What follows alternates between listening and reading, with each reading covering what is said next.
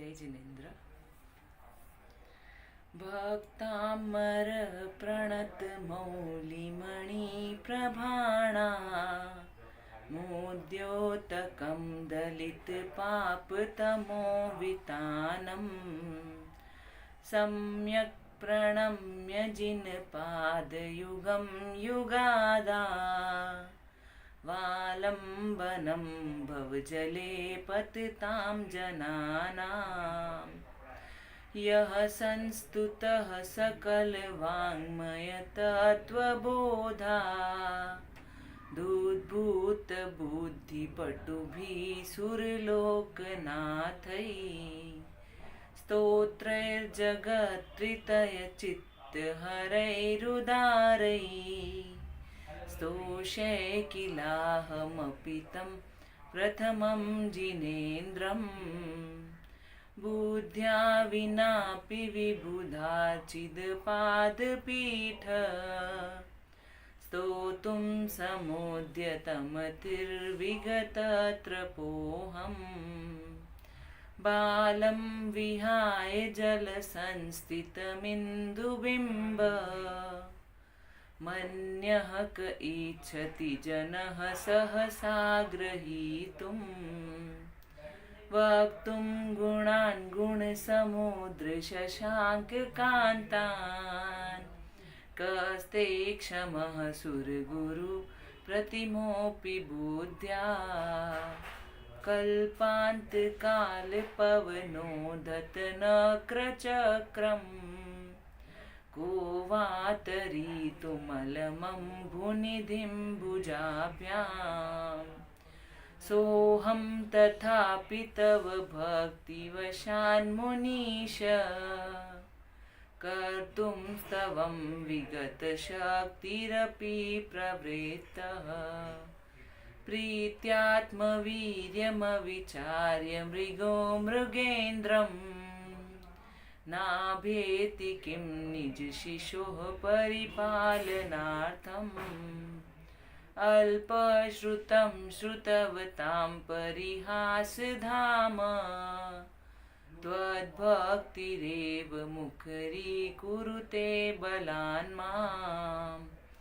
यत् कोकिलः किल मधौ मधुरं विरौति तच्चारुचाम्रकलिका निखरैकहेतु त्वत्संस्तवेन भवसन्ततिसन्निबद्धम् पापं क्षणाक्षयमुपैति शरीरभाजाम्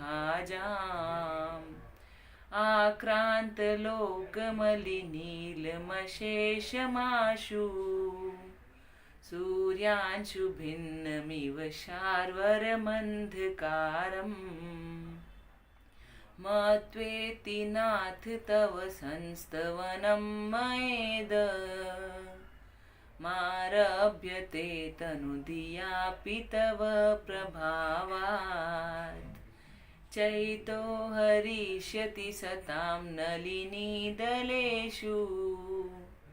मुक्ताफलद्युतिमुपैति ननोदबिन्दुः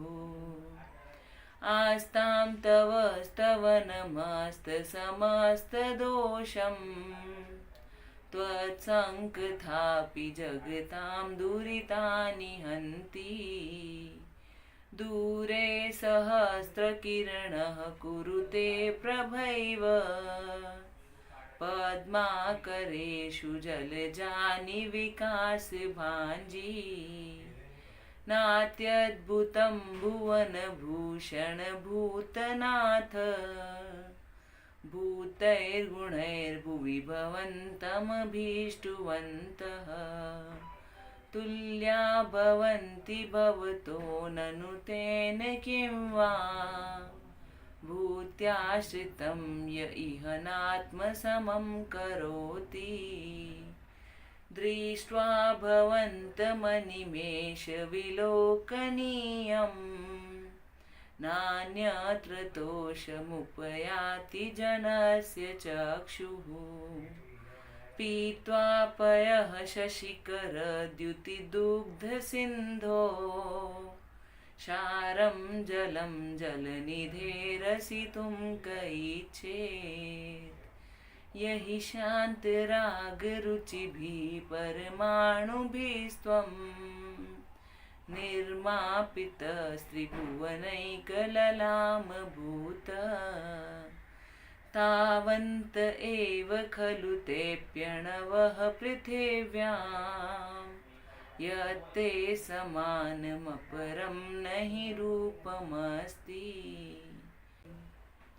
वक्त्रं क्व ते सुरनरोरगनेत्रहारी निःशेषनिर्जितजगत्त्रितयोपमानम् बिम्बं कलङ्कमलिनं क्व निशाकरस्य यद्वासरे भवति पाण्डुपलाशकल्पम् सम्पूर्णमण्डलशशाङ्ककलाकलाप शुभ्रा गुणास्त्रिभुवनं तव लङ्घयन्ति ये संश्रितास्त्रिजगदीश्वरनाथमेकं कस्तान्निवारयति सञ्चरतो यथेष्टम् चित्रं किमत्र यदि ते त्रिदशाङ्गनाभिर्नीतं मनागपि मनो न विकारमार्गम् कल्पान्तकालमरुताचलिताचलेन किं मन्दराद्रिशिखरं चलितं कदाचित् निर्धूमवर्तिरपवर्जिततैलपूरः कृत्स्नं जगत्त्रयमिदं प्रकटीकरोषि गम्यो न जातु मरुतां चलिताचलानां दीपोपरस्त्वमसि नाथ जगत्प्रकाशः नास्तं कदाचिदुपयासि न राहुगम्यः स्पष्टीकरोषि सहसा युगपज्जगन्ति नाम्भोदरोदरनिरुद्धमहाप्रभावः सूर्यातिशायि महिमासि मुनीन्द्रलोके नित्योदयं दलितमोहमहान्धकारम् गम्यं न राहुवदनस्य न वारिदानाम् विभ्राजते तव मुखाब्जमनल्पकान्ति विद्योतयज्जगदपूर्वशशाङ्कबिम्बम् किं शर्वरीषु शशिनान्हि विवस्वता वा युष्मन्मुखेन्दुदलितेषु तमसु नाथ निष्पन्नशालिवनशालिनि जीवलोके कार्यं कियज्जलधरैर्जलभारनम्रैः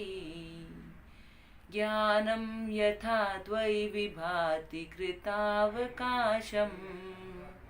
नैवं तथा हरिहरादिषु नायकेषु तेजः स्फुरन्मणिषु याति यथा महत्त्वम् नैवं तु काचशकले किरणाकुलैपि मन्ये वरं हरिहरादय एव दृष्टा दृष्टेषु येषु हृदयं त्वयि तोषमेति किं वीक्षितेन भवता भुवि येन नान्यः कश्चिन्मनोहरति नाथ भवान्तरेऽपि स्त्रीणां शतानि शतशो जनयन्ति पुत्रान् नान्यः सुतं त्वदुपमं जननी प्रसूता सर्वादिशो ददति भानि सहस्ररश्मिं प्राचेव दिग्जनयति स्फुरदंशुजालम् त्वामामनन्ति मुनयः परमं पुमांस मादित्यवर्णममलं तमसः परस्तात् त्वामेव सम्यगुपलभ्य जयन्ति मृत्युम् नान्यः शिव शिवपदस्य मुनीन्द्रपन्था त्वामव्ययं विभुमचिन्त्यमसङ्ख्यमाध्यम् ब्रह्माणमीश्वरमनन्तमनङ्गकेतुम् योगीश्वरं विदितयोगमनेकमेकम् ज्ञानस्वरूपममलं प्रवदन्ति सन्तः बुद्धस्त्वमेव विबुधार्चितबुद्धिबोधात् त्वं शङ्करोऽसि भुवनत्रयशङ्करत्वात् दातासि धीरशिवमार्गविधेर्विधानात् व्यक्तं त्वमेव भगवन् पुरुषोत्तमोऽसि तुभ्यं नमस्त्रिभुवनार्थिहराय नाथ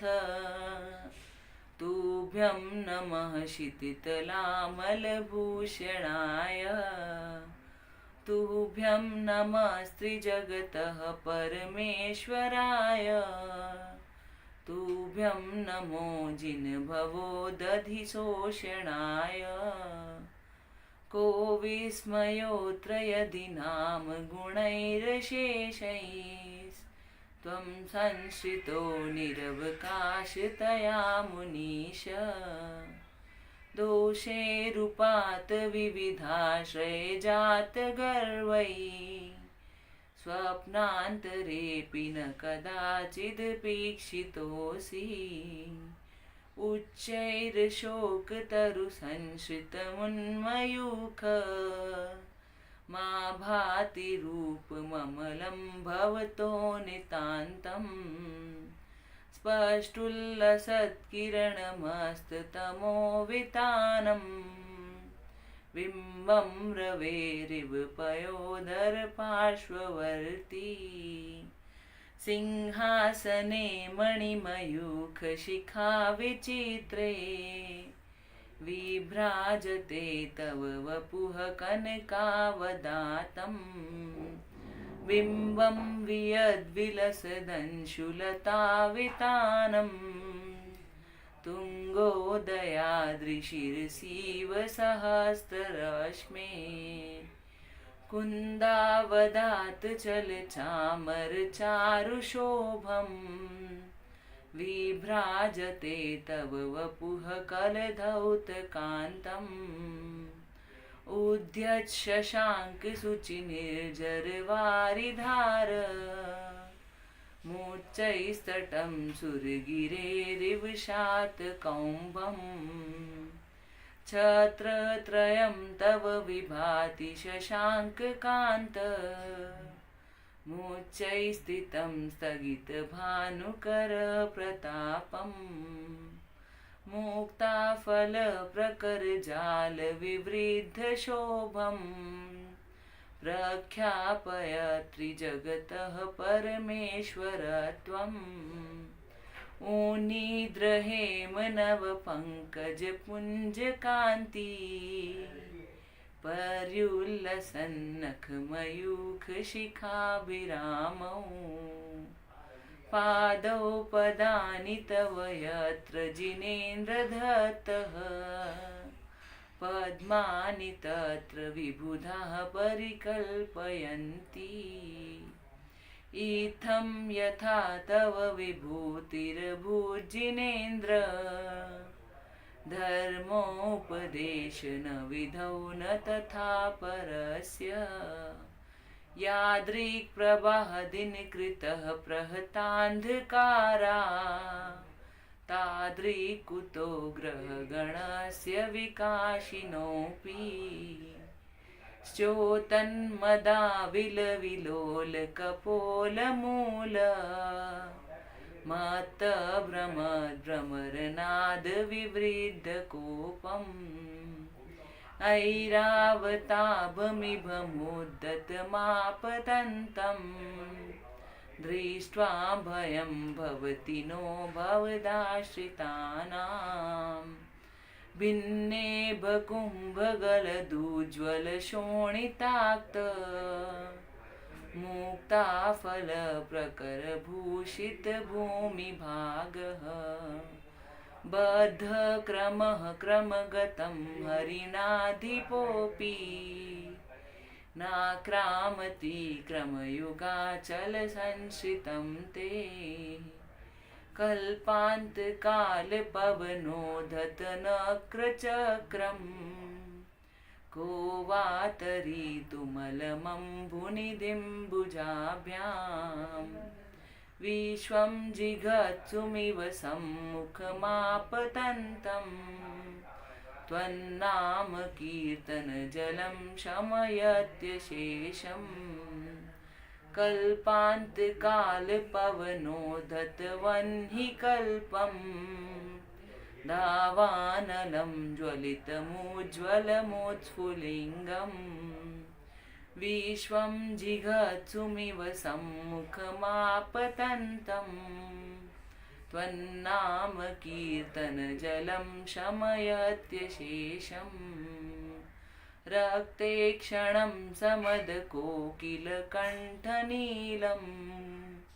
क्रोधोद्धतं फणिनमुत्फणमापतन्तम्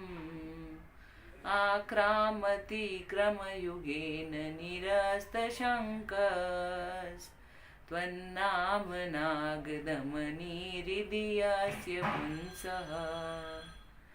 वल्गत्तुरङ्गगजगर्जितभीमनाद माजौ बलं बलवतामपि भूपतीनाम् उद्यद्दिवाकरमयूखशिखापविद्धम् त्वत्कीर्तनात्तम इवाशुभिदामुपैति कुन्ताग्रभिन्नगजशोणितवारिवाह वेगावतारतरणातुरयोधभीमे युद्धे जयं विजितदुर्जयजेयपक्षास्त्वत्पादपङ्कजवनाश्रयिणो लभन्ते अम्भोनिधौ शुभितभीषणनक्रचक्र पाटीनपीठभयदोल्वणवाडवाग्नौ रङ्गत्तरङ्गशिखरस्थितयानपात्रास्त्रासं विहाय भवतः स्मरणाद्व्रजन्ति उद्भूतभीषणजलोदरभारभुग्नः शोच्यां दशामुपगताश्च्युतजीविताशः त्वत्पादपङ्कजरजो मृतदिग्धदेहा मर्त्या भवन्ति मकरध्वजतुल्यरूपा आपादकण्ठमुरुशृङ्खल वेष्टिताङ्गा गाढं बृहन्निगडकोटिनिघ्रिष्टजङ्घाः त्वन्नाम मन्त्रमनिशं मनुजाः स्मरन्तः सद्यः स्वयं विगतबन्धुभया भवन्ति मत्तद्विपेन्द्रमृगराजदवानलाहि सङ्ग्रामवारिधिमहोदरबन्धनोत्तम् तस्याशुनाशमुपयाति भयं भियेव यस्तावकं स्तवमिमं मतिमानधीते स्तोत्रस्रजं तव जिनेन्द्रगुणैर्निबद्धाम् भक्त्या मया रुचिरवर्णविचित्रपुष्पाम् धत्ते जनो य इह कण्ठगतामजस्रम् तं मानतुङ्गमवशा समुपैति लक्ष्मीः तं मानतुङ्गमविशा समुपैति लक्ष्मीः। ओम अरहम।